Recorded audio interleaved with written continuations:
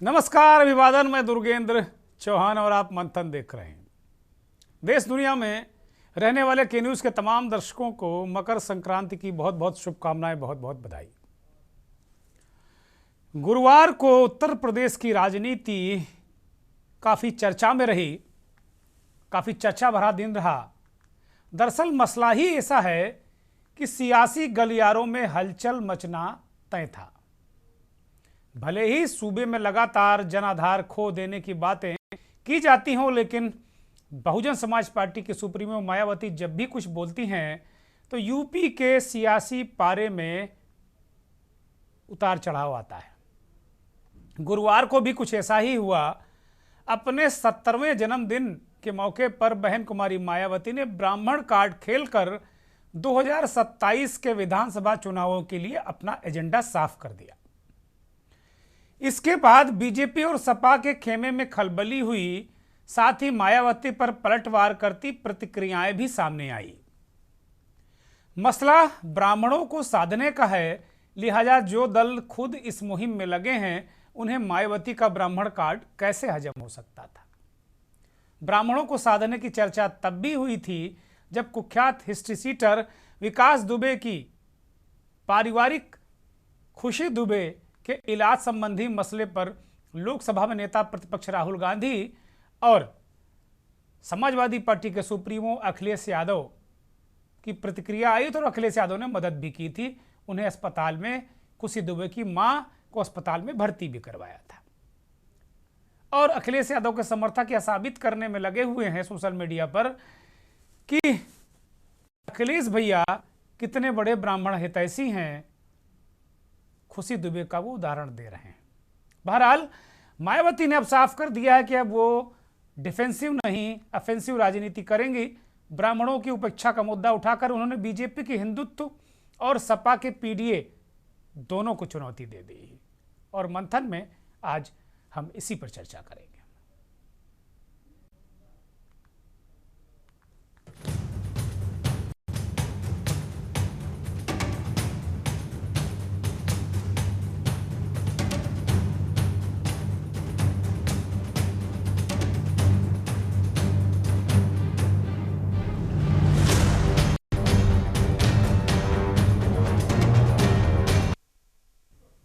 और आज मंथन में चर्चा कर रहे हैं कि बहन जी का ब्राह्मण कार्ड सपा और भाजपा को मिर्ची क्यों लगी है।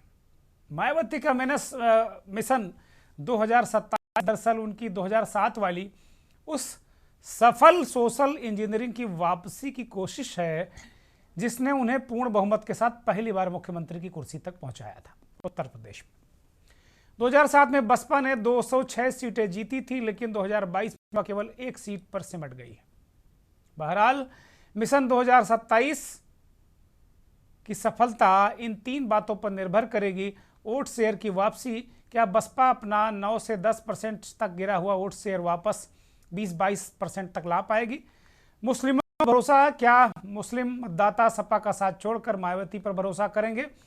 संगठन की मजबूती, क्या बूथ स्तर पर साबित हो पाएगा और कमेटियां फिर से वैसे ही सक्रिय होंगी जैसी 2007 में थी।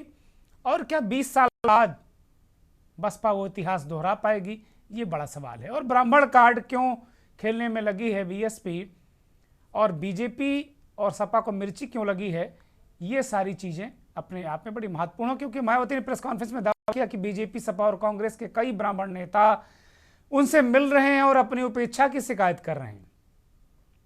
कांग्रेस के टिकट पर लोकसभा का चुनाव लड़े नकुल दुबे ने, जो नगर विकास मंत्री भी थे मायावती की सरकार में, नकुल दुबे ने आज बाकायदे अपनी एक पुरानी फोटो मायावती के साथ सोशल मीडिया पर शेयर करके बहन जी को बधाई दी। इसलिए दोनों दल मायावती को निशाने पर लिए हुए हैं। मायावती का तर्क है कि बीजेपी के राज में ब्राह्मणों को किनारे लगा दिया गया है, उन्हें केवल वोट बैंक समझा गया है। उन्होंने 1995 के गेस्ट हाउस कांड और सपा शासन के गुंडा राज की याद कर यह संकेत दिया है कि सपा के साथ ब्राह्मण कभी सुरक्षित नहीं रह सकते। जब वो दलित की बेटी पर हमला कर सकते हैं तो ब्राह्मण क्या चीज है। बीजेपी का एक बड़ा हिस्सा ब्राह्मण वोट बैंक है। अगर मायावती इसमें सेंध लगाती हैं तो ये बीजेपी के लिए सत्ता बरकरार रखना कठिन हो जाएगा, ऐसा राजनीतिक विश्लेषक मानते हैं। अखिलेश यादव का पीडीएफ फार्मूला मायावती के इस कदम से सीधा प्रभावित हो रहा है। मायावती फिलहाल दलित और मुस्लिम वोटों में अपनी दावेदारी मजबूत कर रही हैं और इसी लिहाज से आज उन्होंने अपने जन्मदिन पर ब्राह्मण कार्ड खेला है। बल्कि सपा व कांग्रेस के भी ब्राह्मण समाज के सभी विधायकों तथा सरकार के मंत्री आदि ने भी एक जगह इकट्ठा होकर अपने ब्राह्मण समाज की वर्तमान बीजेपी की सरकार में भी हर स्तर पर हो रही उपेक्षा तथा इन पर आए दिन हो रही जुर्म जाति आदि को भी लेकर काफी चिंता व्यक्त की गई है और ये स्वाभाविक भी है। जबकि यूपी में हमारी पार्टी ने पिछले कई हुए विधानसभा चुनाव में टिकट देने व सरकार बनने पर अन्य वर्गों की तरह ब्राह्मण समाज को भी हर स्तर पर उचित भागीदारी दी है। साथ ही इनके ऊपर किसी भी प्रकार से कोई भी अन्याय अत्याचार आदि नहीं होने दिया है, जिसे ध्यान में रखकर अब यहाँ ब्राह्मण समाज को कांग्रेस, बीजेपी व सपा आदि इन पार्टियों के किसी भी बहकावे में नहीं आना चाहिए। वैसे भी अब ब्राह्मण समाज को किसी का भी चोखा बाटी आदि नहीं चाहिए और नहीं वे किसी की धमकी से भी डरने वाले हैं, बल्कि उन्हें हर स्तर पर पूरा मान सम्मान व उचित प्रतिनिधित्व तथा रोटी रोजी के भी साधन चाहिए। साथ ही इनके ऊपर कोई भी जुर्म जाति आदि नहीं होनी चाहिए, जो ये सब इनकी चाहत अभी तक बीएसपी की सब।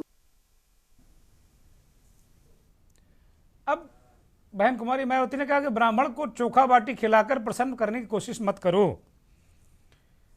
और वो धमकी से डरने वाले भी नहीं है। उस धमकी की बात कर रहे हैं जो पंकज चौधरी ने दी थी, विधायकों का दुखड़ा रोया। तो दूसरे दल का मुद्दा छूकर मायावती ने फोकस कर लिया अपनी तरफ और विपक्षी जो बसपा के हैं वो प्रतिक्रियाएं दे रहे हैं।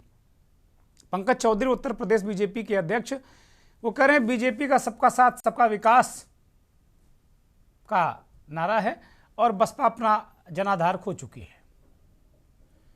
बीजेपी की जो नीति है वो दलितों पर फोकस है और मोदी और सीएम योगी पर जो दलित हैं वो विश्वास कर रहे हैं। विपक्षी केवल चुनाव के समय सक्रिय होते हैं, सब पंकज चौधरी कहते हैं। जनता स्वार्थ के गठबंधनों को नकार चुकी है, ये पंकज चौधरी ने खरी खरी बातें कही हैं।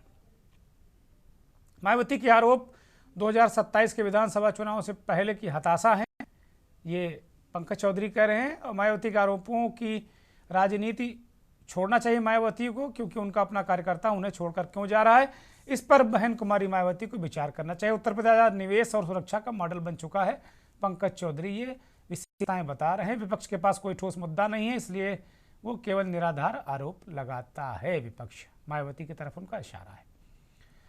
अब शिवपाल यादव समाजवादी पार्टी के वरिष्ठ नेता कहते हैं कि मायावती के आरोपों को उन्होंने सिरे से खारिज किया शिवपाल यादव ने, और उन्होंने कहा है कि बीजेपी की बी टीम का ये आरोप है। मायावती को बीजेपी की बी टीम कह रहे हैं वो बीजेपी के लिए ही काम करती हैं।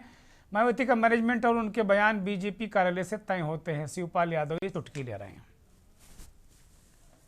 मायावती केवल चुनाव के समय दलितों की याद करती हैं, जबकि जमीन पर सपा कार्यकर्ता उनके हक के लिए संघर्ष कर रहे हैं। सपा के बढ़ते जनाधार और दलित समुदाय के सपा की ओर झुकाव को देखकर मायावती घबरा गई और इस तरीके की बयानबाजी कर रही। मायावती को अपना राजनीतिक आधार खिसकता हुआ महसूस हो रहा है, इसलिए वो अनर्गल आरोप लगाती हैं समाजवादी पार्टी पर। जब भी सपा ने बसपा के साथ गठबंधन किया उसका फायदा हमेशा बसपा को ही हुआ, ये बात शिवपाल यादव कहते हैं। मायावती ने हमेशा गठबंधन धर्म को तोड़ा है और भाजपा की मदद की है, ये बड़ा गंभीर आरोप है। तो कुल मिलाकर ये पूरा सीन और सिनेरियो है।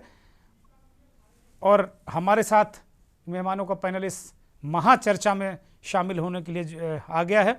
चंद्रिका प्रसाद उपाध्याय, भारतीय जनता पार्टी के वरिष्ठ नेता, उत्तर प्रदेश के पूर्व मंत्री, ब्यूरोक्रेट भी रहे हैं। चंद्रिका जी बहुत स्वागत, बहुत धन्यवाद, बहुत आभार। आर ए उस्मानी साहब हैं, समाजवादी पार्टी के वरिष्ठ नेता, पूर्व मंत्री, इस कार्यक्रम में आ चुके हैं। आदित्य त्रिपाठी कांग्रेस के प्रवक्ता हैं, वो भी आज आ चुके हैं इस कार्यक्रम में। डॉक्टर ओम सुधा दलित चिंतक के रूप में इस कार्यक्रम में है। प्रोफेसर कौलेश्वर प्रियदर्शी दलित चिंतक हैं। पवन श्रीवास्तव वरिष्ठ पत्रकार हैं। सैल शुक्ला संरक्षक ब्राह्मण सभा हमारे साथ इस चर्चा में शामिल हो चुके हैं। प्रोफेसर डॉक्टर ओम सुधा से इस बात की शुरुआत करते हैं। प्रोफेसर ओम सुधा, बहन कुमारी मायावती ने जिस तरीके से चीज़ों को रखा है और एक तरीके से वो अपने बयानों में ब्राह्मणों की बात करती नजर आ रहे हैं कि ब्राह्मणों का जो उत्पीड़न है वो दूसरे दलों में होता है। बहुजन समाज पार्टी ने हमेशा ब्राह्मणों का हित किया, ब्राह्मणों की हितैषी हैं और उन्होंने एक ब्राह्मण कार्ड खेलने की कोशिश की आज अपने जन्मदिन पर। क्या डॉक्टर ओम सुधा, क्या आप इस बात को मानते हैं कि जो ठीक 20 साल पहले वाली स्थिति, 2007 वाली स्थिति 2027 में सोशल इंजीनियरिंग की बनती दिख रही है क्या मायावती के साथ में? डॉक्टर ओम सुधा, मेरी आवाज ठीक आ रही है दुर्गेंद्र? हाँ बिल्कुल आ रही, बोलिए। जी जी जी दुर्गेंद्र जी, अभी देखिए जो परिस्थितियां बदली है, एक बात से तो किसी को इनकार नहीं है कि जो है भारतीय जनता पार्टी को लेकर जो है दलितों में किसी को इनकार नहीं है। भारतीय जनता पार्टी ने पिछले एक दशक में दलितों का किया है। सीधे तौर पे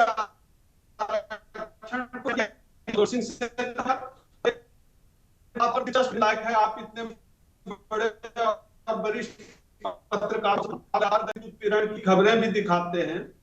जिस तरह से भारतीय जनता पार्टी के राज में दलित उत्पीड़न बढ़ी है, उसमें जो है वो है भाजपा के खिलाफ।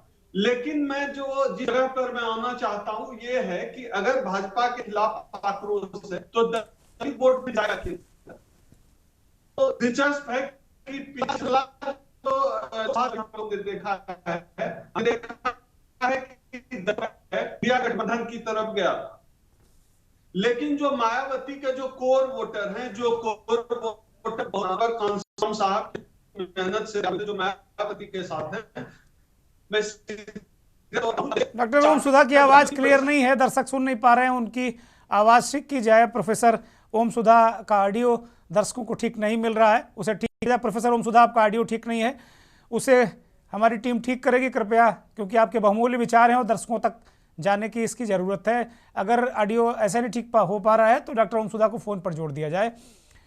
प्रोफेसर कौलेश्वर विद्यार्थी की तरफ जाएंगे, प्रियदर्शी की तरफ जाते हैं। कौलेश्वर जी, मायावती जी बार बार कोशिश कर रही हैं अपने जो खोया वोट बैंक पुनः हासिल करने के लिए। अब उन्होंने कहा, आपको ध्यान होगा 2007 में जब जिसे सोशल इंजीनियरिंग कहा गया था, उसको जो बसपा का कोर वोटर था, जो वामसेप का था, जो मूल रूप से बहुजन समाज पार्टी का वोटर था, वो इस बात को उसके गले नहीं उतर रहा था उस वक्त जब ये नारे लग रहे थे कि ब्राह्मण शंख बजाएगा और हाथी दौड़ा जाएगा। खैर, एक सोशल इंजीनियरिंग का नाम दिया गया और उसमें जो मलाई है उस सरकार में ब्राह्मणों ने खूब काटी, इसमें कहीं कोई संदेह नहीं। सतीश मिश्रा जी के घर से पहले 32 लोग थे जिन्हें मंत्री का दर्जा प्राप्त था। ये बात बहुजनों को बहुत अच्छी नहीं लगी। उसी के बाद आपने देखा होगा कि लगातार मायावती का जो ग्राफ है वो गिरता गया। हालांकि सत्ता पूर्ण बहुमत की उन्हें मिली, लेकिन 2012 के बाद, मतलब 12 तक उनकी सत्ता रही, उसके बाद उनकी सत्ता में वापसी की बजाय उनका डिक्लाइन लगातार हो रहा है। अब फिर वो उसी सोशल इंजीनियरिंग की बात कर रही हैं। क्या ये संभव है? और क्या बहुजन वोट अभी भी इंटैक्ट है? जो बहन जी अभी वही 2020 की परिकल्पना कर रही हैं, 2007 की परिकल्पना कर रही, 20 साल पहले की। नमस्कार सबको जी, नमस्कार। के जन्मदिन पर उनको बधाई और डिम्पल भी उनको जन्मदिन की बधाई। मैं बीएसपी के वाम से जुड़ा रहा हूं और बहन जी जो आज बात कर रही हैं कि बसपा में ब्राह्मण आएगा तो सरकार बन जाएगी, ये पूरे सरकार भर भ्रम बना रहा कि ब्राह्मणों के आने से 2007 से 2012 तक की वाली सरकार चली और ब्राह्मणों ने सरकार बनवाई। ब्राह्मण कभी बसपा का कोर वोट बैंक नहीं रहा। ये अलग बात है कि राजनीति के क्षेत्र में, राजनीति में जो भी रहता है सभी वर्गों को सजोने की कोशिश करता है, और बहन जी के हाथ से 20 वर्षों से सत्ता फिसली हुई है। इसका बहुत एक बड़ा कारण है कि जो उनका अपना मूल संगठन वामसेप के लोग रहे हैं, जब 2007 में सरकार बसपा की बनी है, उस सरकार के दौरान कोई इसमें दो राय नहीं है कि ब्राह्मणों ने सबसे ज्यादा लाभ सरकार से लिया। सतीश चंद्र मिश्रा का ही परिवार नहीं, पूरे प्रदेश में जो भी ब्राह्मण समाज था लाभ लिया। और उसका उल्टा था, ब्राह्मणों का कोई योगदान नहीं था उस सरकार को बनवाने में। दलित, अति दलित, पिछड़ा, अति पिछड़ा और वो जातियां जो सत्ता से वंचित रही, उन्होंने वोट किया और मान्यवर काशीराम के पैटर्न पर वोटिंग हुई थी और वो सोशल इंजीनियरिंग चली थी। ये भ्रम फैलाना, और बहन जी कह रही है की बात है, मैं उस पर कुछ कह नहीं सकता हूं, पर ये जरूर है कि ब्राह्मण कभी बसपा का कैडर बेस वोट नहीं रहा है। ब्राह्मण बसपा को वोट नहीं करेगा। वो सिर्फ एमपी एमएलए के लिए टिकट ले सकता है, चुनाव लड़ सकता है, चुनाव लड़के वो अपना ही काम करेगा। वो कैडर का काम कभी नहीं किया। और बहन जी को के पास क्या वोट बचा है, दो तीन सवाल छोड़ता हूं आप लोगों पर कि बहन जी का बेस वोट कहाँ है। 2017 12 में 80 सीटें, 17 में 9 सीटें, 22 में 1 सीट, लोकसभा में 0। क्या जनाधार बच गया है उनका बेस वोट ही बहन जी का नहीं। तो सपा की पैरासाइट बन के कोई लोकसभा की सीटें वो जीती, बीच में उन्होंने कुछ सपा के साथ में। सर वो सपा के साथ गठबंधन भी वैचारिक नहीं था, इसलिए समाजवादी पार्टी को लोगों ने जो कोर वोट बैंक था बसपा का, सपा को वोट नहीं गया, क्योंकि नहीं चाहते तो लोग सपा से गठबंधन हो। और ये जो पिछला 24 का रिजल्ट आप लोकसभा की बात करेंगे तो ये स्वाभाविक वोट उनको गया था आरक्षण और संविधान बचाने के नाम पर। अगली जो विधानसभा की चुनाव होनी है, मैं बहन जी को फिर भ्रम है और पुनः भ्रम उनको लाइक बना रहेगा कि कभी ब्राह्मण बसपा का कैडर बेस नहीं रहा, वोट नहीं दिया है, न देगा। वो सत्ता के में रहने, जब बसपा सरकार में आई, ये भ्रम पूरी सरकार में फैलाया गया कि ब्राह्मणों की, हम लोग रैली करते थे, मैं वाम सेव का कोऑर्डिनेटर रहा हूं और बहुत नजदीक से जुड़ा हूं, सत्ता सरकार से रहा हूं, ये जवान भी उन्हीं की दी हुई है। आगे लाइन में चंदन का तिलक लगाकर शेड्यूल कास्ट के लोगों को रैलियों में सचिन मिश्रा और ओपीएम त्रिपाठी और नकुल दुबे की रैलियों में बैठाया जाता था। शेड्यूल कास्ट के लोग चंदन लगा के बैठाया जाता था। उनके ब्राह्मण के नाम पर अगर भीड़ 10,000 की है तो 5 ब्राह्मण नेता सिर्फ दिखते थे, पब्लिक नहीं थी नेता ब्राह्मण समाज की। वो वोट सिर्फ और सिर्फ दलित, पिछड़ों, आदिवासियों, वंचितों का था। और उसमें जो लोग बसपा के साथ खड़ा थे, ये पूरा भ्रम 5 साल बहन जी को रहा। उसका नतीजा आप देखिए पिछले 20 साल में वो कहाँ खड़ी हैं। और मैं उनका कैडर बेस आदमी हूँ, मैं मानवर काशीराम का ट्रेन किया हुआ व्यक्ति हूँ। तकलीफ होती है हम लोगों को ये बात जान के। बहन जी के पास वोट कौन सा बचा है जो 27 की सपना देख रही हैं। नहीं, वो कह रहे हैं कि ब्राह्मण उनके साथ आ जाएगा। सोशल इंजीनियरिंग और ब्राह्मण की बात वो कर रही। सोशल इंजीनियरिंग जब मैं हो रहा था सर 2007 वाला, हम लोग उस सत्ता के भागीदार हैं, उस कैडर के भागीदार हैं। 403 विधानसभाओं में लगभग सभी विधानसभाओं में हम लोगों ने कैडर किया था। बता तो रहा हूं, चंदन लगा के शेड्यूल कास्ट के लोगों को रैली में आगे बैठाया जाता था ताकि दिखे कि ब्राह्मण समाज बैठा हुआ है। और तो उसमें क्या गिनती के नेता बहन जी को क्या डॉस किया, उनके इर्द गिर्द के ब्राह्मण नेताओं ने उनको गुमराह किया, उनको धोखे में रखा? बहन जी देखिए, कोई गुमराह नहीं कर पा सकता, वो खुद गुमराह है। राजनीति से वो खुद अपने को गुमराह करी हुई हैं। बहन जी किसी की सलाह नहीं लेती है, कोई ब्राह्मण नेता उसके लिए जिम्मेदार नहीं है, कोई दलित नेता उसके लिए जिम्मेदार नहीं है, कोई पिछड़ा नेता जिम्मेदार नहीं है। प्रदेश में हमको 5 पिछड़े नेता और 5 गैर जाटव दलित नेता बताइए जो शीर्ष पर बहन जी के आसपास हों। आज डेट में वोट कौन उनके पास बच गया है? कौन सा दलितों का वोट उनके पास बच गया? ठीक है, बड़ा सवाल है। प्रोफेसर ओम सुधा के पास जाते हैं। अब मुझे लगता है ऑडियो उनका ठीक हो गया होगा। प्रोफेसर ओम सुधा, वो कह रहे हैं कि बहन जी गुमराह हैं। कौलेश्वर प्रियदर्शी उनके साथ में रहे हैं, लंबे समय तक काडर रहे हैं, बसपा का, वामसेफ का काडर रहे हैं। वो कह रहे हैं कि तिलक लगा के, चंदन लगा के दलित समाज के लोगों को, बहुजनों को आगे बैठा दिया जाता था, शंख पकड़ा के बहुजन ही शंख बजाता था और हाथी पीछे दौड़ा और नारा लगा कि ब्राह्मण शंख बजाएगा और हाथी दौड़ा जाएगा, जबकि शंख भी बहुजन का था और हाथी भी बहुजन का था। मैं हमारे बड़े भाई जो अभी बोल रहे हैं, मैं एक भी बात से असहमत नहीं। हर बात वो सही कर रहे हैं। बावजूद इसके यह कहा जाना सही नहीं होगा कि बहन जी का जो है वोट बैंक नहीं है या कोर वोटर है। देखिए, जाति इस देश की सच्चाई है, इस बात की किसको इनकार है, और इस बात से भी किसी को इनकार नहीं है कि मायावती जी जिस जाति से आती हैं दुर्गेंद्र जी, उस जाति का वोटर है और ब्लाइंड वोटर है, और इतना ब्लाइंड वोटर है कि वो अपनी जाति का जो दूसरा नेता है चंद्रशेखर, उसको भी पसंद नहीं करता। आप सोशल मीडिया पे जाके देखिए, जो मायावती के कोर वोटर हैं। हाँ, मायावती के कोर वोटर या हम जैसे लोग भी, हम लोग भी बहुजन मूवमेंट से जुड़े हुए लोग हैं, हम खुद ही वही उम्मीद करते रहे जो हमारे बड़े भाई अभी बोल रहे हैं प्रियदर्शी जी, हम लोग भी वही उम्मीद करते हैं कि अभी के समय की जो चुनौतियां हैं दलित समाज के सामने खास तौर पर, उन चुनौतियों से बहन मायावती जी उस तरह से नहीं भिड़ पा रही हैं जिस तरह से उनको भिड़ना चाहिए। लेकिन एक बात हमें समझ लेना पड़ेगा ठीक से कि बहन जी एक पॉलिटिकल पर्सनालिटी है, वो सामाजिक आंदोलन नहीं चला रही है, वो पामसेप नहीं चला रही है या ओम सुधा के तरह संयुक्त मोर्चा नहीं चला रही है, वो एक राजनीतिक दल चला रही है, और तमाम राजनीतिक दलों की जो मजबूरियां होती हैं वो हम सब वाकिफ हैं उन चीजों से।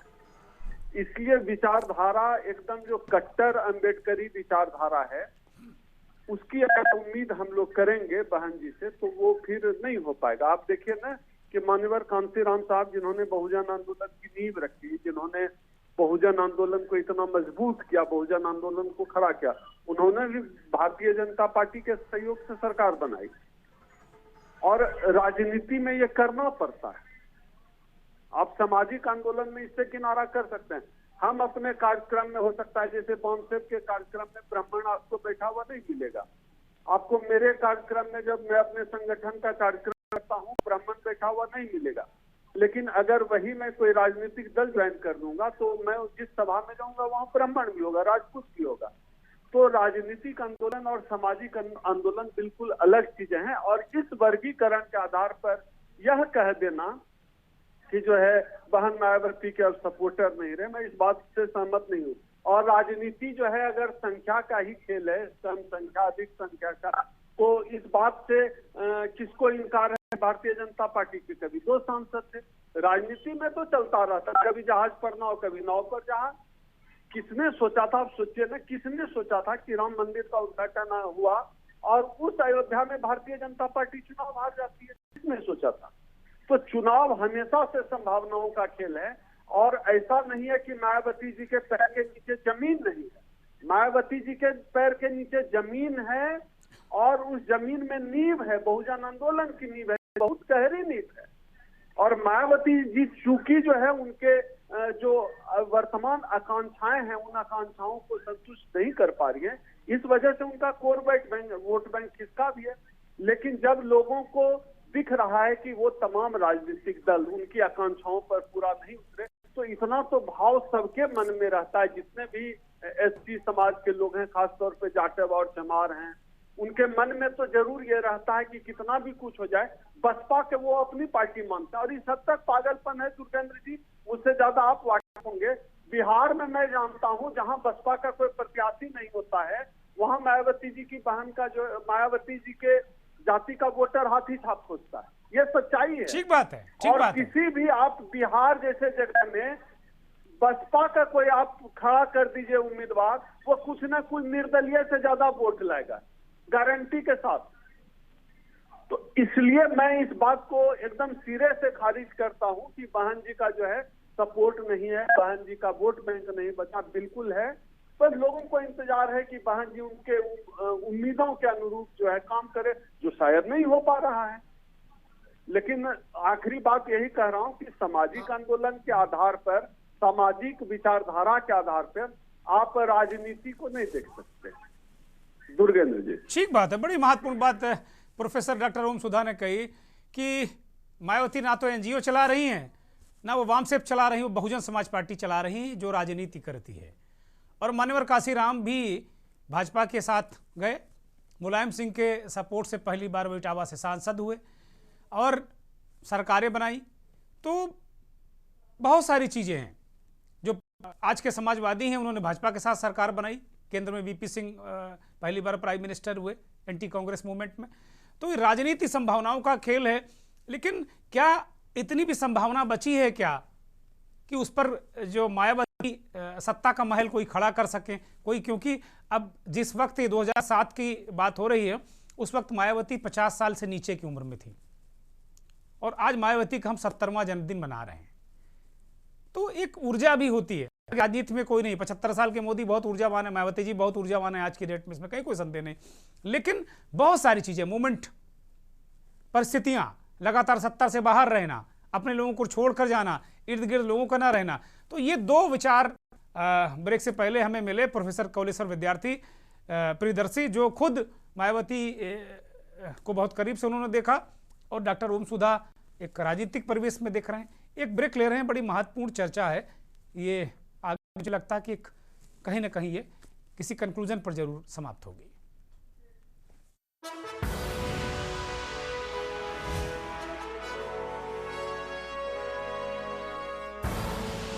आप देख रहे हैं के न्यूज, खबरों का।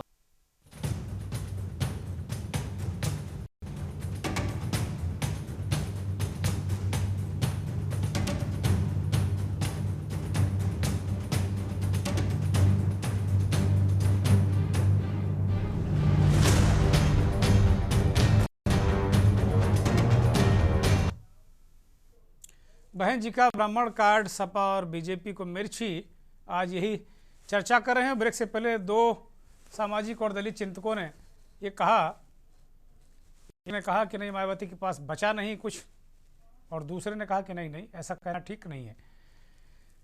वास्तव में ब्राह्मणों को क्यों आकृष्ट कर रही हो? क्या ब्राह्मण बसपा में कंफर्टेबल है या था? ये सवाल है।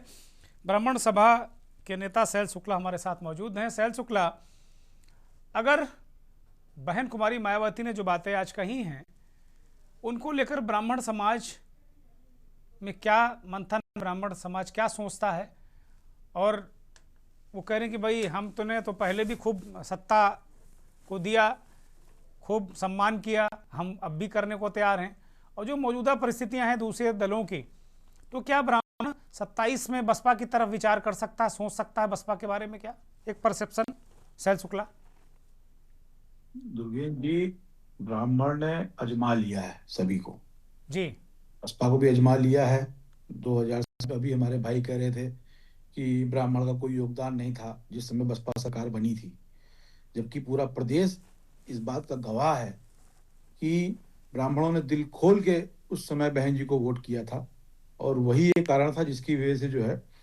लेकिन उसके बाद जो चीजें सामने आई, तिलक तराजू, तलवार, ये दुनिया भर की बातें, वो सब चीजें ऐसी लोगों के दिमाग में घर कर गई कि ब्राह्मण ने वहां से मुंह मोड़ा। और समाजवादी पार्टी में भी उसके बाद ब्राह्मणों ने अपना वो किया। लेकिन अब सब कहते नहीं, सारे घाट का पानी पीने के बाद अब वो अपनी जगह पे आके बैठ गया है, अब वो समझ गया है। इसीलिए 2017 से 2022 और 2022 से 2027, और हमें ऐसा लग रहा है कि 27 से आगे 32 अभी सिलसिला अभी ऐसे ही चलने वाला है, क्योंकि अब जो है हमने समझ लिया है कि नहीं, हाँ अब हमको कहाँ रहना है। हाँ, ये बात जरूर है कि पार्टियां अब इस चीज का अपने आप में रियलाइज कर रही होंगी कि नहीं, हाँ हमें ऐसा नहीं करना चाहिए। लेकिन उसके बावजूद भी आज भी तोड़फोड़ और विरोध की राजनीति से बाज नहीं आ रही।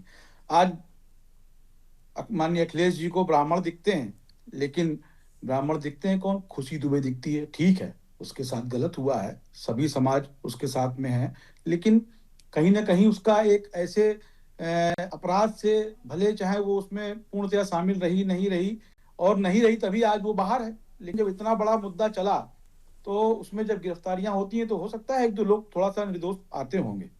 आज उसके साथ सभी लोग सिंपैथी रखते हैं क्योंकि भाई वो निर्दोष थी।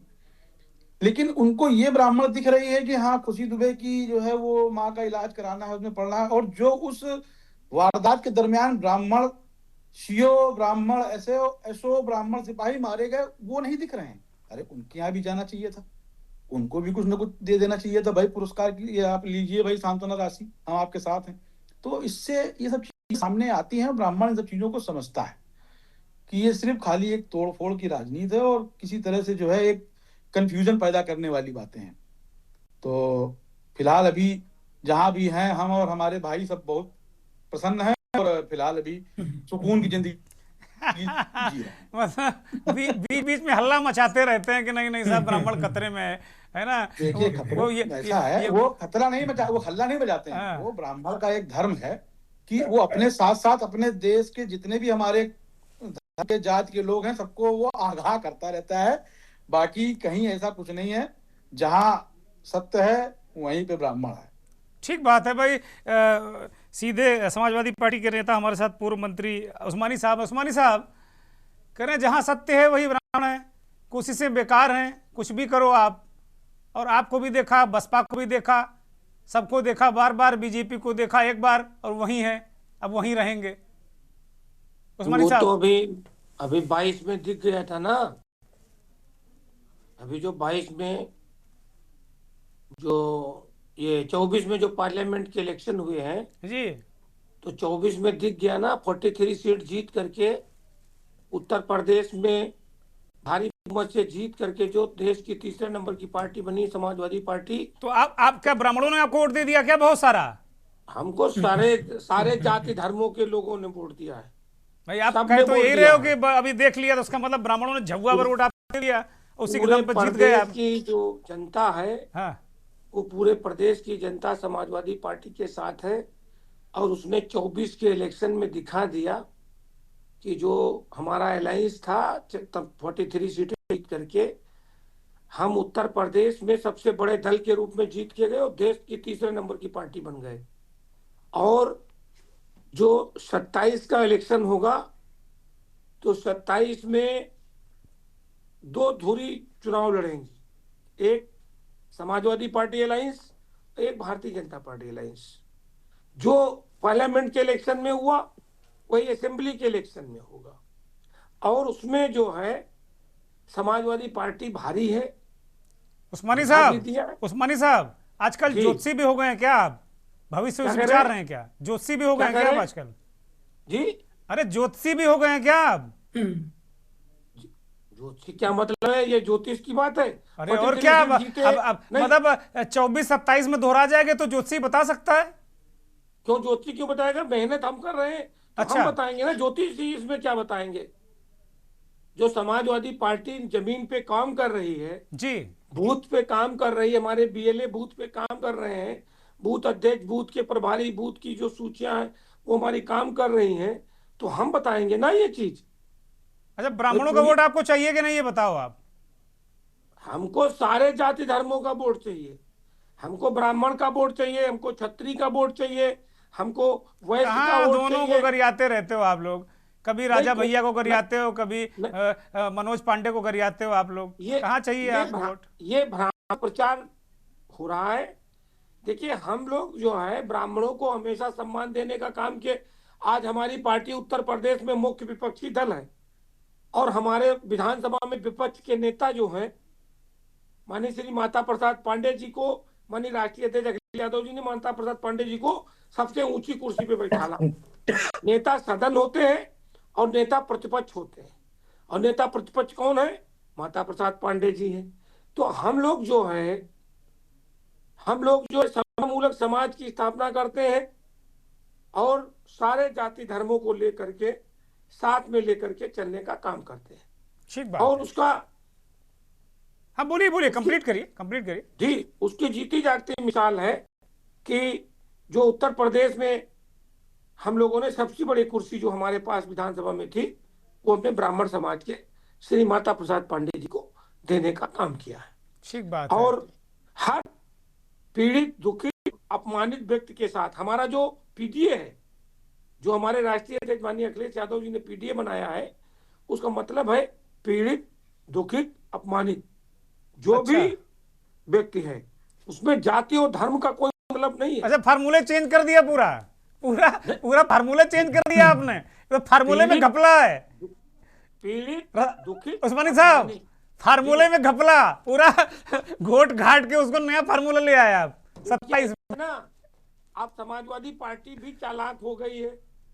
अब ये लोग पीडीए चिल्ला के डराते थे लोगों को, तो इनको मालूम हो गया कि पीड़ित, दुखित, अपमानित, अभी हमसे पूर्व वक्ता जो है वो खुशी दुबे जी का नाम ले रहे थे, तो खुशी दुबे जी के माता जी का ऑपरेशन होना था, और तो आज तो डबल इंजन की सरकार है ना, खोल देते खजाना। धन्य है हमारे राष्ट्रीय अध्यक्ष माननीय अखिलेश यादव जी, जिन्होंने 5 लाख रुपए दे करके उनका ऑपरेशन कराने का काम किया। दिल्ली समाजवादी पार्टी के हमारे राष्ट्रीय अध्यक्ष अखिलेश यादव जी पूरे प्रदेश में अभी बीएलए अभी एसआईआर में लगे थे, तमाम बीएलए आत्महत्या कर लिए, तमाम बीएलए जो एक्सीडेंट में खत्म हो गए, काम का दबाव था, हार्ट फेल हो गया।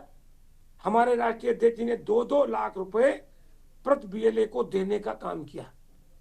तो उसमें कोई जाति धर्म नहीं देखने का काम करते। हमारी सरकार थी, हमने लैपटॉप बांटने का काम किया, हमने कन्या विद्या धन के नाम पे 30,000 रुपए देने का काम किया। सारे जाति धर्मों के लोगों को ये सारी योजनाओं का लाभ देने का काम किया। ठीक बात है। कोई ये नहीं, हम लोग झूठ नहीं बोलते हैं, ठीक, झूठ की राजनीति नहीं करते हैं कि सबका साथ सबका विकास। नारा तो सबका साथ है, सबका विकास है, लेकिन अब चंद्रिका जी की तरफ इशारा कर रहे हो आप? क्या जमीन उस्मानी पर साहब। दिख रहा है सबका साथ सबका विकास? उस्मानी साहब, नहीं, चंद्रिका जी की तरफ आप इशारा कर रहे हो, वो भी चंद्रिका जी मुस्कुरा रहे हैं, जवाब देंगे आपको। आज दलितों की हत्याएं हो रही हैं। अब दूसरे राउंड में ये बात दूसरे राउंड में कर लेते हैं, पहले चंद्रिका जी को ले लेते हैं, दूसरे राउंड में आएंगे आपके पास, दूसरे राउंड में आते हैं। चंद्रिका जी, जाति के खिलाफ है जनता, ठीक बात है, ठीक बात है। जाति को खत्म करके ही उत्तर प्रदेश की जनता दम लेगी। अब ठीक बात है चंद्रिका जी, बहुत सारी बातें कही इन्होंने। आज मायावती जी ने भी बहुत खरी खरी कह दी, लेकिन आप पर जरा थोड़ा हल्का ही हाथ रखा बहन जी ने, और इसीलिए ये सब कह रहे हैं कि बी टीम है, बी टीम है, बी टीम है। तो एक तो बहन जी कह रहे हैं कि भाई ब्राह्मणों को संकट है इस समय, और बहन जी ने कहा कि आ जाओ हमारे दल में, सब स्वागत है सबका। और इधर ही उस्मानी साहब कह रहे हैं कि भाई डबल इंजन की सरकार है, कुछ पैसा वैसा दे देते हैं ब्राह्मणों के कल्याण में, और दलितों की हत्याएं हो रही, बहुत सारी बातें कह रहे हैं। तो जवाब दे दे उनको आप। अनम्यूट करिए चंद्रिका जी।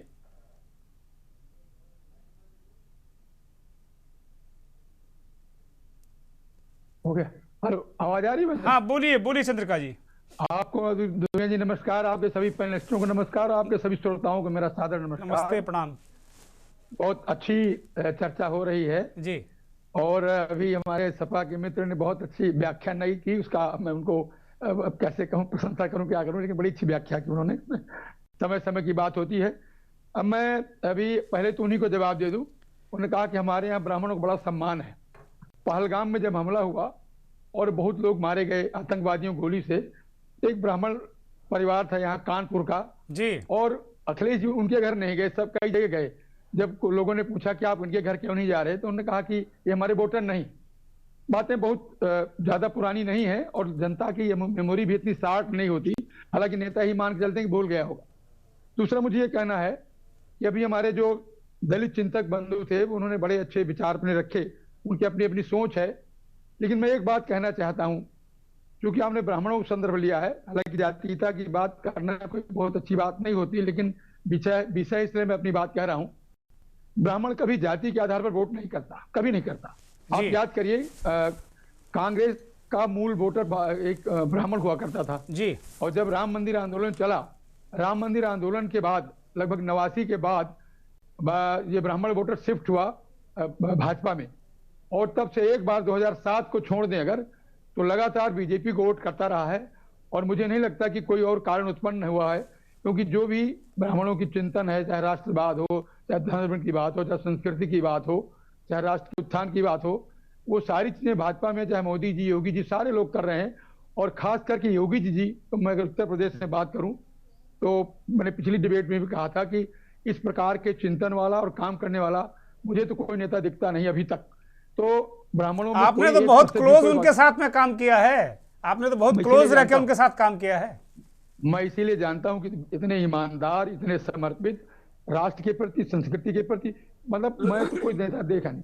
तो ऐसे व्यक्ति का साथ क्यों कोई छोड़ेगा, मुझे नहीं लगता। ठीक है, हर दल के नेता को प्रयास करना चाहिए, तमाम तरह की भ्रांतियां भी उत्पन्न करना चाहिए। लेकिन चंद्रिका जी, तमाम सारे विधायक बैठक करते हैं, कहते हैं योगी जी सुनते नहीं, और ब्राह्मणों की बिल्कुल नहीं सुनते, ये सब क्या चलता रहता है बीच बीच में?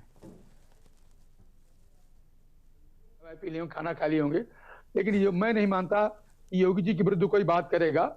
और पहले भी अन्य जातियों के विधायक उठते बैठते रहते हैं, कभी कोई निमंत्रण दे दिया, लेकिन मैं आपको जमीन की बात ही बता सकता हूँ, 1% भी ब्राह्मणों में योगी जी के प्रति कोई किसी प्रकार का भाव दुर्भाव नहीं है। सभी लोग अति श्रद्धा से देखते हैं। आप कभी गांव में बैठ के बात करें तो लोग योगी जी को, मैं कहूंगा तो थोड़ा ज्यादा हो जाएगा, अवतार मानते हैं, बेहद उनके प्रति समर्पित ये मैं इस बात से सहमत हो सकता हूँ कि गांव का आम आदमी अवतार मान सकता है, लेकिन ये नेता ये मतलब गदर करते रहते हैं बीच बीच में ब्राह्मणों के।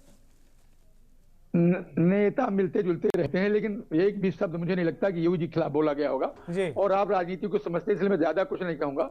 और जहां तक बहन जी की बात है, तो बहन जी का ये प्रयास करना अपने दल को बढ़ाने के लिए, उसमें कोई बहुत वैसी बात नहीं है, सभी लोग करते हैं। लेकिन भाजपा के अंदर ब्राह्मणों की उपेक्षा जैसा कोई प्रश्न नहीं है।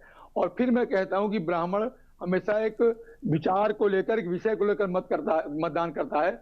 और भाजपा योगी जी और मोदी जी के नेतृत्व में वो सारे विषय, चाहे वो धारा 370 का रहा हो या अनेक विषय में कहूंगा तो लंबा हो जाएगा, सारे विषयों पर ये सरकारें बड़ा तत्परता से काम कर रही हैं। ब्राह्मण अंदर से बहुत प्रसन्न है कि पहली बार हमारी सरकारें आई हैं जो हमारे देश के लिए, समाज के लिए, राष्ट्र के लिए, धर्म के लिए, संस्कृति के लिए और यहाँ के आम जन के हित के लिए काम कर रही हैं। तो मैं एक लाइन में अपनी बात समाप्त करूंगा, सारा ब्राह्मण दोनों नेताओं के काम से अति प्रसन्न है और उनके साथ है। ये जो नेताओं की बैठक हुई, किस संदर्भ में हुई, कोई बहुत बाहर नहीं आया, मुझे नहीं लगता इसमें कोई ऐसी खास बात। ठीक बात है। आदित्य त्रिपाठी हमारे साथ, कांग्रेस के प्रवक्ता हैं। आदित्य त्रिपाठी, आपके लिए तो कुछ बचा ही नहीं। वो कह रहे हैं कि ब्राह्मण हमारे पास, पीडीए के अखिलेश के पास पूरा पीडीए, बहन जी कह रहे हैं कि दलित हमारे पास। आप क्या करोगे भैया? आपके पास तो ना जाति आधार है, ना संगठन है, ना नेता है, उत्तर प्रदेश के लिए कोई नीति भी नहीं आपकी पार्टी में दिख रही। दुर्गेंद्र जी सबकी बातों को सुना और बहुत धैर्य से सुना, लेकिन आपने देखा होगा जब तक कांग्रेस की सरकार थी, सबसे ज्यादा अगर ब्राह्मणों को सम्मान किसी ने दिया तो कांग्रेस पार्टी ने दिया। आप देख लीजिए, चाहे वो श्रीपद मिश्रा जी रहे हो, मुख्यमंत्री रहे हो उत्तर प्रदेश के, चाहे वो नारायण दत्त तिवारी जी रहे हो, चाहे वो कमलापति तिवारी जी रहे हो। उसके बाद तमाम सरकारें आई, भारतीय जनता पार्टी को कई बार अवसर मिला, सपा को मिला, बसपा को मिला। सपा बसपा की मजबूरी है कि उनको अपने यहां से ही किसी को लीडर बनाना है, मुख्यमंत्री बनाना है, पर भारतीय जनता पार्टी की कभी ये मजबूरी नहीं थी। पर उन्होंने आज तक एक भी मुख्यमंत्री उत्तर प्रदेश में ब्राह्मण देने का काम नहीं किया। आप वही बात कर रहे हो जो ये विधायक कर रहे हैं। तो शायद मुख्यमंत्री का चेहरा ब्राह्मण हो सकता था। और तो और दुर्गेंद्र जी, अभी मुझे लगता है आप देख रहे होंगे कि लास्ट बहुत ही टाइम से, लक्ष्मीकांत वाजपेयी जी के जाने के बाद से लगातार आपने पाठक जी के मन की बात कह दी, पाठक जी के मन की बात ना आपने कह दी। सबको मौका दे रहे हैं। अभी प्रदेश अध्यक्ष के लिए जब एक रूपरेखा बनाई जा रही थी कि चुनाव होगा, हरीश द्विवेदी नामांकन करेंगे, ये करेंगे, ब्राह्मण चेहरा आएगा, कई ब्राह्मण नेताओं के नाम चल रहे थे। फिर अचानक कौन आता है? पंकज चौधरी जी को दायित्व दे दिया जाता है। तो भारतीय जनता पार्टी में ब्राह्मणों की उपेक्षा हर समय हुई है और लगातार करते जा रहे हैं, जिसका खामियाजा आदित्य, मुझे लगता है ब्राह्मण आपके साथ आ जाएगा, लेकिन पता है कि सत्ता में आप नहीं आ रहे हो। नहीं, अगर सत्ता में आ रहे हो तो आपके पास कूद के आ जाएगा ब्राह्मण। आपकी पार्टी से ब्राह्मण इतना नाराज नहीं है। निश्चित तौर पे ब्राह्मण कभी कांग्रेस से नाराज नहीं हुआ था, क्योंकि लगातार जैसा कि पूर्व मंत्री चंद्रिका प्रसाद जी ने बताया कि आंदोलन के बाद से कहीं भारतीय जनता पार्टी के तरफ वो आकर्षित हुआ, उधर वोट शिफ्ट हुआ ब्राह्मणों का। पर ऐसा नहीं था, ब्राह्मण बुद्धिजीवी वर्ग से आता। उसने सपा को भी देखा, मौका दिया, मायावती जी को मौका दिया, उत्तर प्रदेश की राजनीति में, देश की राजनीति में भारतीय जनता पार्टी को भी मौका दिया, सबको मौका दिया, पर हर जगह उसको क्या मिली? उपेक्षा और धोखा। तो निश्चित तौर पे वो बुद्धिजीवी वर्ग है और निश्चित तौर पे उसको कांग्रेस के साथ आना चाहिए, क्योंकि कांग्रेस, आपने देखा जब हम विपक्ष में भी थे तो प्रमोद तिवारी को हमने विपक्ष का नेता बनाया। आज पूरी पार्टी नाम कर दी भाई, मिश्रा मोना है। 20 साल तक पूरी पार्टी लिख दी बैनामा प्रमोद तिवारी के नाम। प्रमोद तिवारी के नाम बैनामा कर दिया पार्टी का भाई। तो वही बात है कि हमने हमेशा मौका दिया है, शीला दीक्षित रही हो, उनको भी उत्तर प्रदेश लाने का प्रयास किया गया, वो बात अलग है, बाद में गठबंधन हो गया। तो ब्राह्मणों पे विश्वास सदैव कांग्रेस पार्टी ने जताया है और कांग्रेस ने भी ब्राह्मणों का सम्मान किया है। ब्राह्मण बुद्धिजीवी वर्ग है, उसको ज्यादा समझाना नहीं है, उसने सबको मौका दिया तो और आप आगे आपको चल के उम्मीद है कि देश आपके की साथ आ राजनीति जाएगा में ब्राह्मण? कांग्रेस को भी मौका देगी। आपको उम्मीद है कि आपके साथ आ जाएगा? निश्चित तौर पे बुद्धिजीवी वर्ग है और ये सबको साथ लेकर आएगा। ये ऐसा समाज है ब्राह्मण समाज, इसने हमेशा दलितों को साथ रखा, ओबीसी को भी संरक्षित किया। दलित सुरक्षित महसूस करते हैं कांग्रेस की सरकार में। जब कांग्रेस की सरकार हुआ करती थी, आपको याद होगा, ये बात तो है कि दलित एक और ब्राह्मण एक वोट नहीं होता, बहुत सारे वोट प्रभावित करता है। ये तो बात, इस बात से तो हम सहमत हैं पूरी तरीके से। पवन श्रीवास्तव हमारे साथ वरिष्ठ पत्रकार हैं। पवन जी, अब चर्चा लगभग बहुत सारी चीजें सामने निकल कर आ गई। दो बिंदु हैं जो मैं आपसे समझना चाहता हूं कि हमारे दो दलित चिंतक भाई हैं। मैं ओम सुधा जी, मैं अच्छा बोल लीजिए, आप ही बोल लीजिए, फिर मैं पवन जी के पास जाऊंगा। इत्मीनान से बोलिए।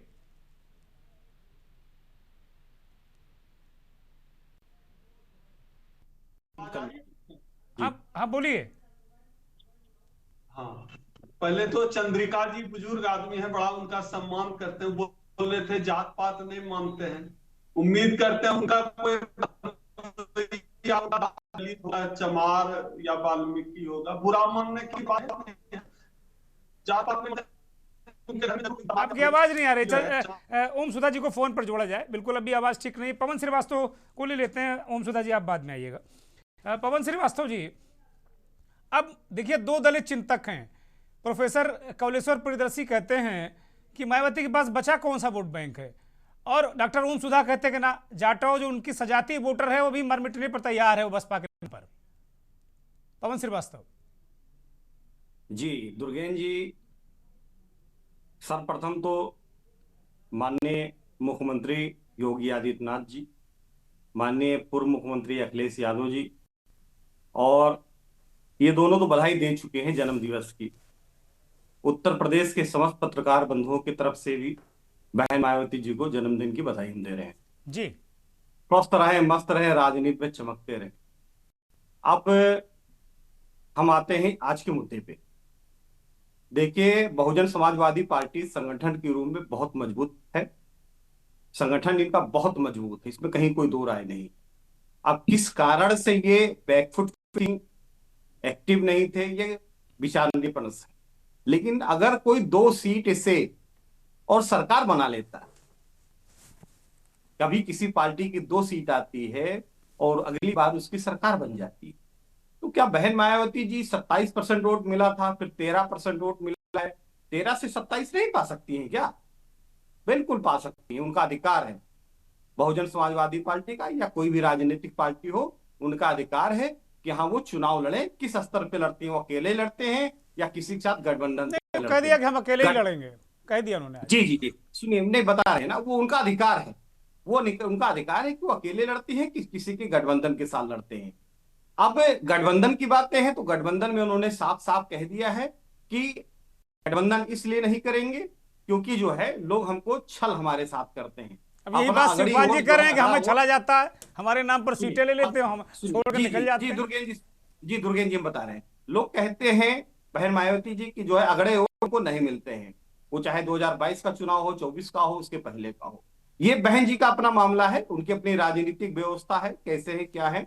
लेकिन अभी हमारे बीच में कांग्रेस के प्रवक्ता महोदय थे, समाजवादी पार्टी के प्रवक्ता महोदय थे। जैसे कांग्रेस के प्रवक्ता महोदय दुनिया भर की कहानी बता रहे थे। अरे आप अपनी पार्टी का देखिए, क्या हंस रहे, आपकी संगठन कहाँ पे है, क्या काम हो रहा है संगठन पे, कहीं होता है? आपके यहाँ कितने ब्राह्मण बैठे हुए हैं, एक राष्ट्रीय अध्यक्ष है, वही चलता आया है। समझिएगा मेरी बातों को जो हम कहना चाह रहे हैं। समाजवादी पार्टी की बात कर रहे थे, समाजवादी पार्टी भी सब जग जाहिर है, सब जग जाहिर है। कोई अयोध्या दर्शन करने चला आता है, कोई संत महात्मा से मुलाकात कर लेता है, उसको बाहर कर देती है। अखिलेश यादव जी अकेला चलो अभियान चलाते हैं, इसलिए शिवपाल यादव जी को बाहर किया, आजम जी को बाहर किया। समझिएगा बाहर करने का तात्पर्य मेरा राजनीति, क्योंकि वो अपना ही चाहते हैं कि हम जो चाहें वो होगा। जब तक अखिलेश यादव जी धरातल पे काम नहीं करेंगे, संगठन को लेकर काम नहीं करेंगे, तो उनका भी कहीं कुछ होने वाला नहीं है। अब हम आते हैं दलितों पे। हमारे बीच में दो जो है चिंतक बैठे हुए हैं, ठीक है, सबकी अपनी संगठन है, एनजीओ है और वो चला रहे, वामसेफ से हैं भाई, सबका अपना ब्राह्मण महासभा भी है, तो यूनिसेफ भी है, सारे हैं। लेकिन बहन मायावती जी ना तो कोई वामसेफ चला रही हैं और ना ही कोई संगठन चला रही हैं कि हाँ कोई एनजीओ चला रही हैं। उनकी एक राजनीतिक पार्टी है, उनका सबको लेकर के चली है। ब्राह्मण कभी किसी के जो है ये नहीं होता है कि हम हमारे हो गए। ब्राह्मण जो है, ब्राह्मण का तात्पर्य शिक्षित वर्ग होता है और वो देश को चलाता है, राज्य को चलाता है और जनता को चलाता है कि कैसे सही होना चाहिए, क्या नहीं होना चाहिए, शिक्षित करता है लोगों को। इसके लिए आप ये मत कहिए कि हाँ ब्राह्मण वाम से देखिए अलग चीज है, अम्बेडकर जी अलग हैं, लोग क्या मानते हैं क्या नहीं, उस बिंदु पे हम चर्चा नहीं करेंगे। लेकिन हम इतना ही केवल कहेंगे कि कोई भी राजनीतिक पार्टी, उसको पूरा अधिकार है कि वो क्या करता है, कैसे चुनाव लड़ता है और कौन निचले स्तर से ऊपर स्तर पे आ जाता है। कभी कुछ कहा नहीं जा सकता कि भारतीय जनता पार्टी 2 सीट लेकर के आई थी और आज देश में राज कर रही है, ये जगजाहिर है, इसमें ऐसा नहीं कहा जा सकता है। तो बहन मायावती जी भी मेहनत कर रही, वो भी आगे आ सकती हैं।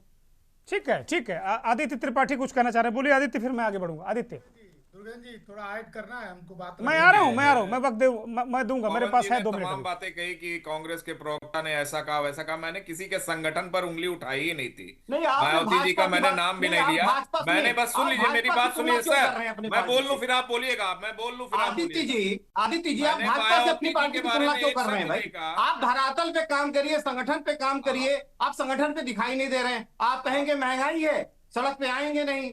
आप कहेंगे बेरोजगारी है, आप सड़क पे आएंगे नहीं। विपक्ष की भूमिका होती है ना। अगर केंद्र सरकार में आप मुख्य भूमिका में हैं, तो उत्तर प्रदेश सरकार में समाजवादी पार्टी है मुख्य भूमिका में। लेकिन आदित्यनाथ योगी की दूसरी सरकार है और समाजवादी पार्टी कहीं सड़क पे दिखी नहीं है, कांग्रेस पार्टी कहीं सड़क पे दिखी नहीं है। ठीक है, ठीक है पवन जी, जब आप बोलने दीजिए, पवन जी बोलने दीजिए जल्दी से, मेरे पास बस 1 मिनट है। पवन जी बोलिए, आदित्य बोलिए। लगातार ठीक है पवन जी, पे दिखना चाहिए विपक्ष को। खैर, जिस जगह विपक्ष के नेताओं को जेल में बंद कर दिया जाता हो, आंदोलन करने ही नहीं दिया जाता हो। आपको मैं बता दूं, अभी हमारा संगठन सृजन का अभियान चल रहा है और युवा कांग्रेस के कार्यकर्ताओं को घर पे ही हाउस अरेस्ट कर लिया जा रहा था मनरेगा बचाओ संग्राम के लिए। तो ये पहले तो आपको जानकारी लेनी चाहिए कि कांग्रेस हमेशा एक्टिव रहती है इन सब मामलों पे। अभी आपने देखा कांग्रेस मनरेगा बचाओ संग्राम के लिए जब लखनऊ में धरना होने जा रहा ठीक है भाई, ठीक है, अब मेरे पास ज्यादा वक्त नहीं है। ठीक है पवन भाई, आदित्य भाई, ठीक है। प्रोफेसर प्रियदर्शी बोलिए। सर देखिए, 2-1 चीजें ऐड मैं करना चाह रहा था। हाँ बोलिए, ठीक है आदित्य, अब सुनिए, डट कर लड़ते हैं। आदित्य त्रिपाठी सुनिए, सुन लीजिए, बोलिए। पहली बात तो ओम सुधा जी की बात से मैं 100% असहमत हूं कि सिर्फ जाटो ही सरकार बना देंगे बहन जी का मुख्यमंत्री बना देंगे उनको। मान्यवर काशीराम का जो सोशल इंजीनियरिंग था, वो सभी छोटी बड़ी जातियां, शेड्यूल ट्राइब और दलित, पिछड़ा, अति पिछड़ा सबको जोड़ के बनाया था कि यार 9 से 10% जाटो और चमार इस प्रदेश के मुख्यमंत्री बहन जी को बना देंगे। पहला सवाल। दूसरा कि ये लोग बार बार कह रहे हैं कि 2 सीट से इतना चली आए। भाई सत्ता संगठन, जब मात्र संगठन आपके पास नहीं रहेगा तो आप कोई काम नहीं कर सकते। पवन जी को कुछ पता नहीं है बसपा के बारे में। जमीन पर जो संगठन बनाया जाता था, आप वामसेफ में रहे हैं, कुछ नहीं पता है आपको, कुछ नहीं पता है। में रहे हैं, अभी रैली नहीं देखा आपने? लखनऊ की रैली देखेगा, कुछ नहीं पता है संगठन के बारे में। आप सुनिए, कुछ नहीं पता। लखनऊ की प्रियदर्शी जी, लखनऊ की रैली देखा था आपने? पूरा लखनऊ, अरे देखा था लखनऊ जाम हुआ, कुछ नहीं मालूम था आपको। बहुजन समाज पार्टी आज भी सुनिएगा, लेकिन जो आप तो बहुजन समाज पार्टी नहीं कह पा रहे हैं, बहुजन समाजवादी पार्टी बोल रहे हैं। आपको क्या मालूम है? आप पढ़िए लिखिए थोड़ा सा, सुनिए प्रियदर्शी जी। बहुजन समाज, सुनिए बहुजन समाज, मेरी बात समझो, आप बहुत ज्यादा जानकार हो, मुझे पता है। आप बोलिए रैली बहुजन, ठीक है, अब मुझे खत्म करना है, एक टिप्पणी लूंगा। ठीक है। ओम सुधा जी एक छोटी सी टिप्पणी। ओम सुधा जी। दुर्गेंद्र जी, हाँ मुझे बस एक ही बात कहनी है। अभी जो कह रहे थे ना चंद्रिका जी, बस उनसे ही कहना था कि जो है जो कह रहे हैं ब्राह्मणों का इतना गुणगान कर रहे हैं और कह रहे हैं जात पात नहीं मानते। चंद्रिका जी बड़े सीनियर हैं, सम्मान के साथ यही पूछना था। आप तो जात पात नहीं मानते चंद्रिका जी, तो आपके घर में कोई दामाद, कोई बहनोई, आपकी बहू ही कोई जो है जाटव होगा, चमार होगा, वाल्मीकि होगा, यादव होगा, जात पात नहीं मानते हैं, तो आपके घर में कोई तो होगा जो चमार होगा। तो ब्राह्मणों का इतना महिमा मंडन किया, जाति के खिलाफ आप इतना बोले, व्यवहार में आपने अगर उतारा है तब आपकी बात को हम मानने के लिए तैयार हैं। अच्छा, एक और जवाब दे दीजिए, एक और जवाब दीजिए। प्रियदर्शी जी कह रहे हैं कि 8-10% जाटो सरकार नहीं बना देता बहन जी की। नहीं, 8-10%, 3% ब्राह्मण का आबादी है, मुख्यमंत्री बने हुए आधे भारत का, और जो है जाटव समाज का सीएम नहीं बन सकता है, 4 बार बन के दिखा दिए। ये मत बोलिए, राजनीति हमेशा संभावनाओं का खेल है और संख्या बल का खेल है, परिस्थितियों पर उल्टे सीधे अकेले के आप लोग बहस कर रहे हैं। 3% है, कहाँ से आपने आंकड़ा निकाला? ये देखिए, चंद्रिका जी को बुरी बात लग गई है। ये डॉक्टर ओम सुधा, आपने चुभने वाली बात कर दी, चंद्रिका जी को बात बुरी लग गई है। बोलिए बोलिए। बुरा लगना चाहिए, हम चाहते थे कि चंद्रिका जी को बात बुरा नहीं। अरे आप लोग अब माफी के साथ मैं सभी को रोक रहा हूँ। बहुत बहुत धन्यवाद, बहुत बहुत धन्यवाद, बहुत बहुत नमस्कार। ये चर्चा यहीं पर विराम ले रही है। नमस्कार।